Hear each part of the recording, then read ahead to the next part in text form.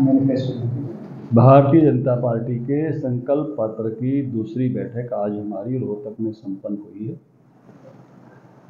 संकल्प पत्र के लिए अभी तक जो सोशल मीडिया है, इंटरेक्टिव मीडिया है, जैसे इंटरेक्टिव कॉल जो रिकॉर्ड होती हैं, जो मिस्ड कॉल मारते हैं, जो वेबसाइट पर अपने सुझाव देते हैं, ऐसे सुझाव हमारे पास 3 दिन पहले तक वो 26,000 सुझाव उस पर आए हैं। इसी तरह से ऑन ग्राउंड जो हमारे गाड़ियां गई हुई हैं और जो कार्यकर्ता बाई पोस्ट भिजवा रहे हैं या दफ्तरों में इकट्ठा हो रहा है, वो अभी आना बाकी है। और अभी भी ये अभियान लगभग 1 सप्ताह और चलेगा सुझाव लेने का, और उसके बाद एक बैठक की जाएगी। तब तक सब सुझाव आ चुके होंगे। इसके साथ साथ कुछ लोग हमारे जाकर, जो घोषणा पत्र कमेटी के लोग हैं, वो अलग अलग वर्गों के साथ इंटरेक्शन कर रहे हैं। जैसे गंगवा जी मेरे साथ बैठे हैं, तो पिछड़ा वर्ग की जितनी मांगे हैं वो इनके जुम्मे लगाई हैं कि ये उनके मुद्दे लेके आएँ। कृष्णलाल पवार जी मेरे साथ बैठे हैं, तो जितनी भी मुद्दे जो है वो अनुसूचित जाति वर्ग के हैं वो ये लेकर आएँ। अलग अलग को मदन जी यहाँ हैं, तो ये शिक्षा विभाग की जिम्मेवारी है। कमेटी के हर सदस्य को कोई ना कोई जिम्मेवारी दी गई है किसी एक वर्ग की। अगली बैठक में कुछ चुनिंदा प्रतिनिधि बुलाए जाएंगे हर वर्ग के, उनसे डायरेक्ट भी हम ये विषय सुनने वाले हैं। उसके साथ साथ जो कुछ आ रहा है उसकी ड्राफ्टिंग होनी शुरू हो गई है, और उस हिसाब से जो है वो घोषणा पत्र का स्वरूप जो है वो डेवलप होगा। मुझे लगता है कि हम 10 सितंबर के आसपास तक इस काम को 6-7 के आसपास एक बैठक करेंगे और 10 के आसपास तक अपने ड्राफ्टिंग को एक स्वरूप में ले आएंगे, और उसके बाद जो भी हमारा केंद्रीय नेतृत्व समय देगा उसके हिसाब से उस घोषणा पत्र को रिलीज करेंगे।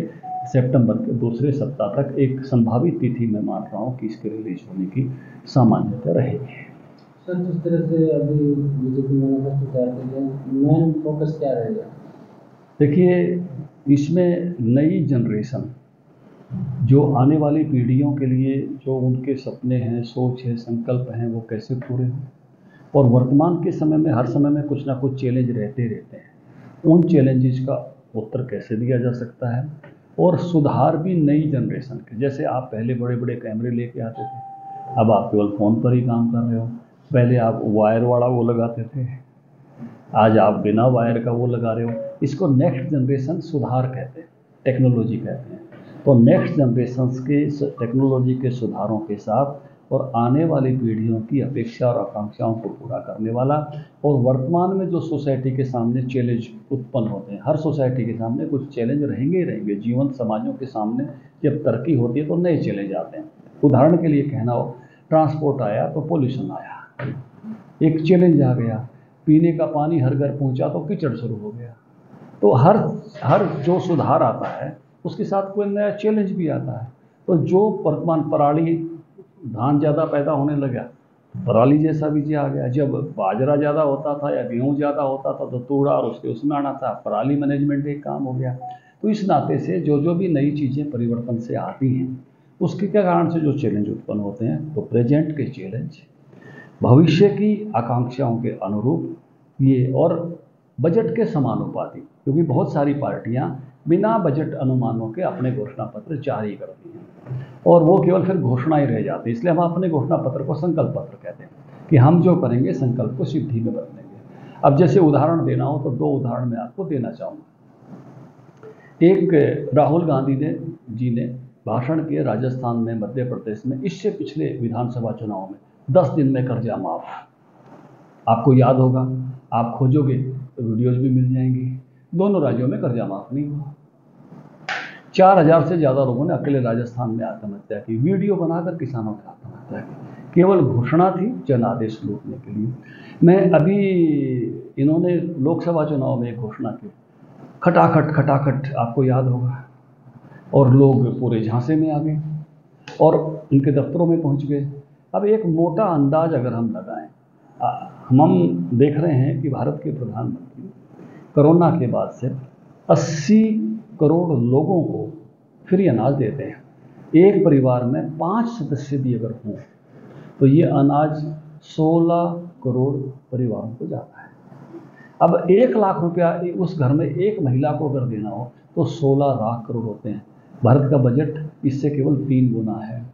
क्या उसका 1/3 पैसा केवल महिलाओं को दिया जा सकता है? Is it possible? मैं अगला सवाल करता हूँ।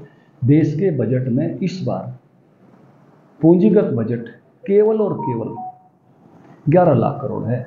पूंजीगत बजट का मतलब होता है खुला बजट जिसको कहीं भी खर्च कर सकते हैं विकास पर।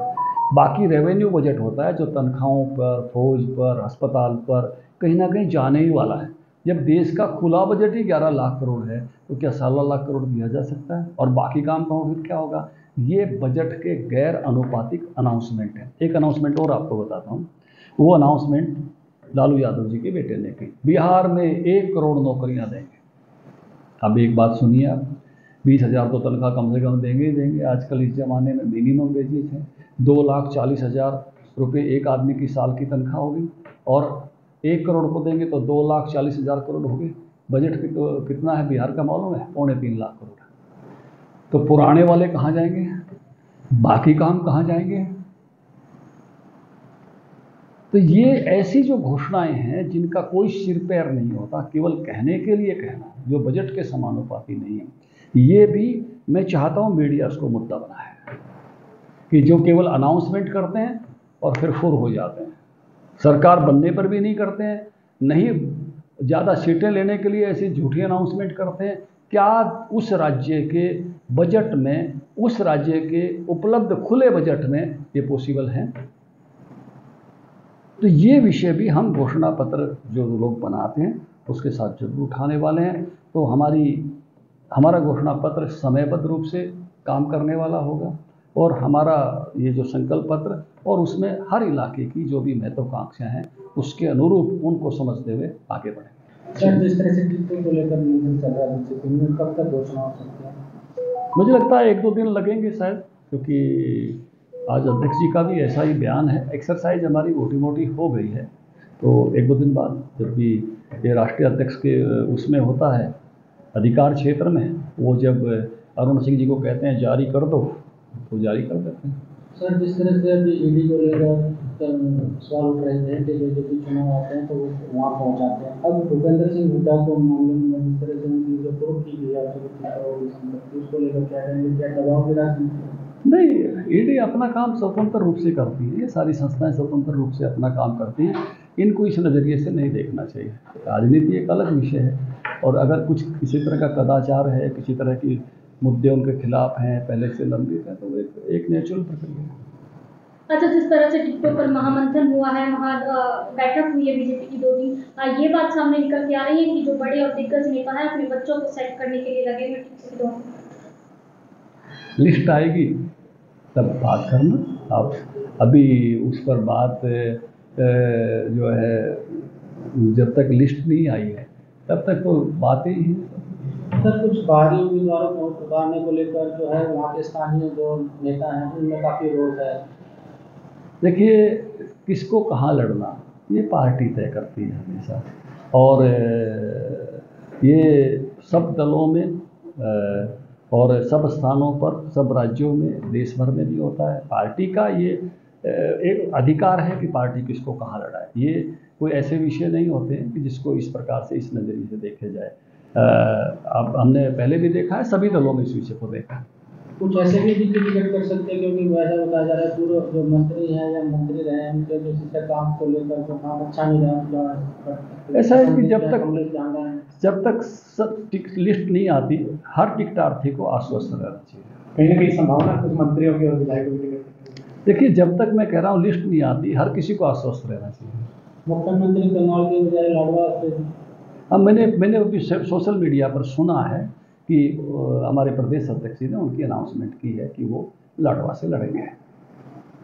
अच्छा, चुनाव के दौरान पे दलित जो है वोट बैंक, उसको तमाम पार्टियां, चाहे बीजेपी की बात करें, कांग्रेस की या तमाम अन्य पार्टियां, उन पर ज़्यादा फोकस करती हैं। देखिए, समाज के हर वर्ग पर फोकस करते हैं, महिलाओं पर भी फोकस करते हैं, दलित वर्ग पर भी फोकस करते हैं, पिछड़े वर्ग पर भी फोकस करते हैं, किसान वर्ग पर भी फोकस करते हैं, युवा वर्ग पर भी फोकस करते हैं, उद्यमियों पर भी फोकस करते हैं, व्यापारी पर भी फोकस करते हैं, चुनाव में हर किसी पर फोकस होता है, तो मगर पत्रकारों पर भी फोकस करते हैं।